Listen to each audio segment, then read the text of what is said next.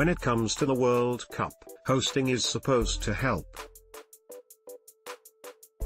Just ask Uruguay, 1930, Italy, 1934, England, 1966, West Germany, 1974, Argentina, 1978, and France, 1998, or Sweden, 1958, Chile, 1962, and South Korea, 2002, who unexpectedly finished second, third and fourth, respectively.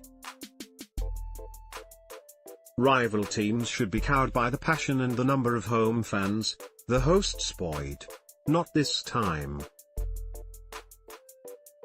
You looked at the faces of the Brazilian players when they walked on the pitch during the World Cup and it looked like they were about to compete in the Hunger Games, said Zico, great Brazilian midfielder of the 1970s and 80s.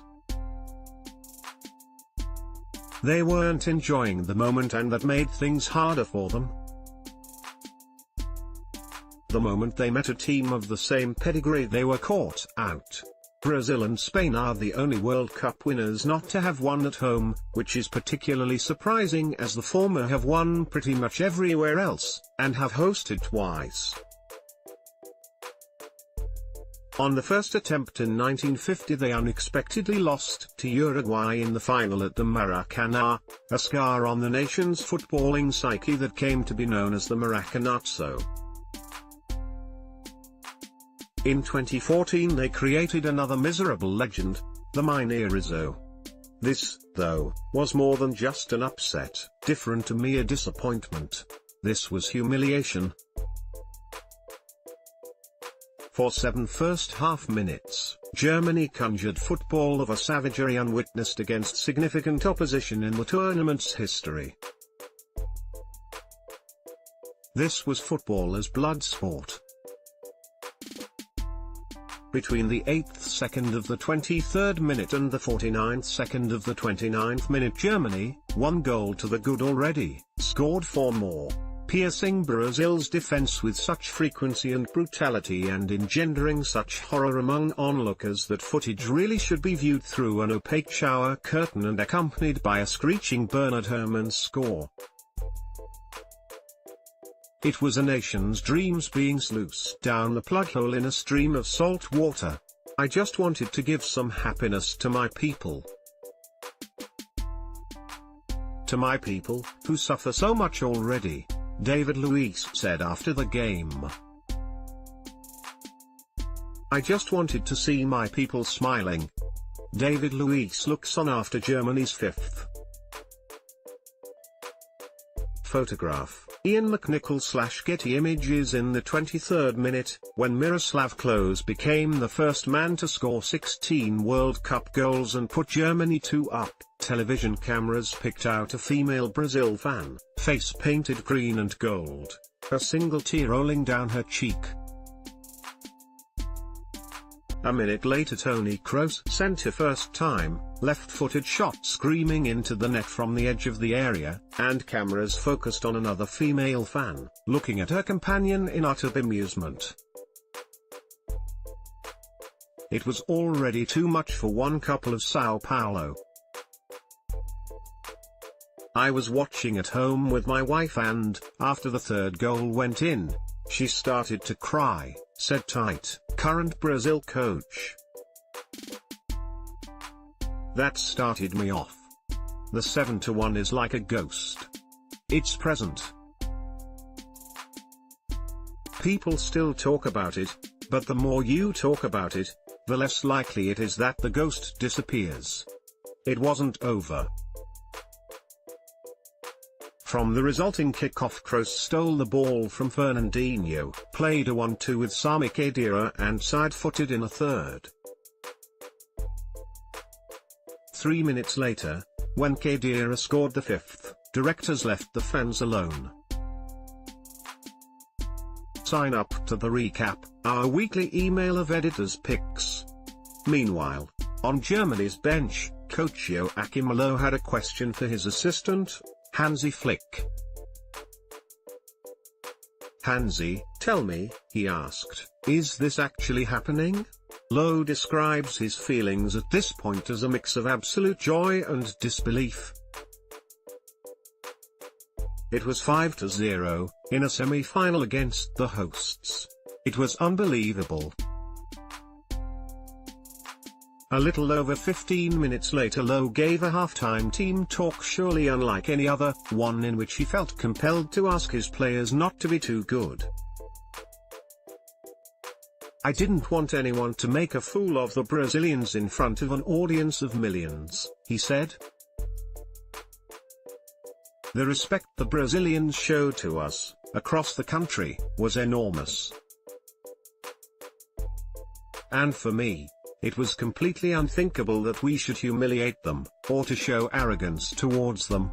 8 years earlier Lowe had been assistant manager to Jürgen Klinsmann when the Germans were beaten on home soil in a World Cup semi, by Italy in Dortmund.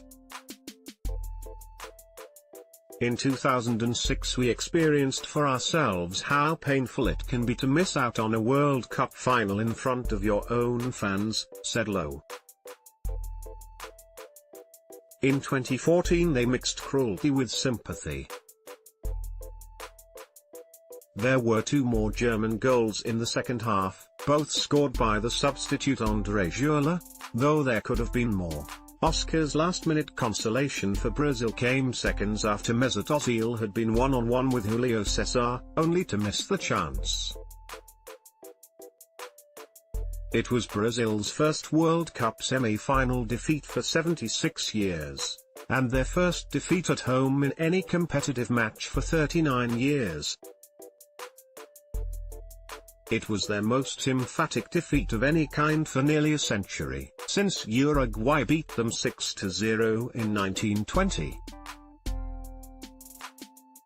In the history of the World Cup, the only other teams to have found themselves 5 goals down at halftime are Zaire, to Yugoslavia in 1974, and Haiti, to Poland in the same year. This is not the kind of company Brazil are used to keeping. The game meanders out with the scoreline flashed out on the scoreboard. Photograph, Bob Thomas/Papa Photo/Getty Images. 2 members of the team, Luis Gustavo and Dante, had to go back to Germany to continue club careers. If I had been in another country, it would have been easier, Dante said a few months later. People quickly forget about respect. They forget everything you've done. You are alone. You're playing against people who, as soon as they can, tried to hurt you by reminding you of this event. It was painful and hard, but I learned a lot from it.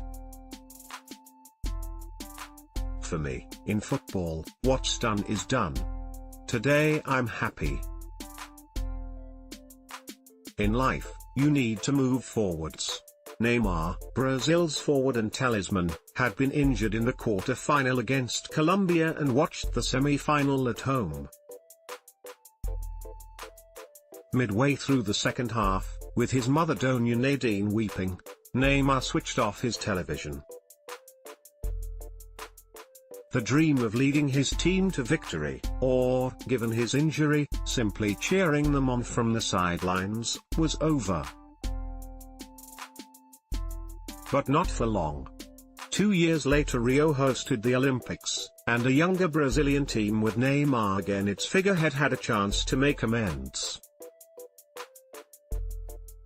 They drew their first 2 games, against South Africa and Iraq, without scoring, toe whistles and jeers of a disappointed home support. Then they clicked. Denmark, Colombia and Honduras were beaten by an aggregate of 12-0 and they swept into a final against Germany. It went, in the end, to penalties. All 5 Brazilians scored, Neymar the last to do so, and Nils Petersen's effort was saved.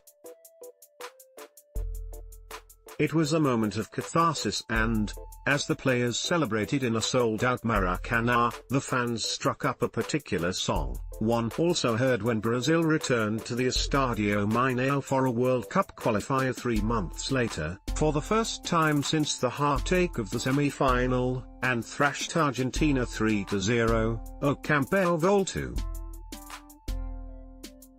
The champions are back.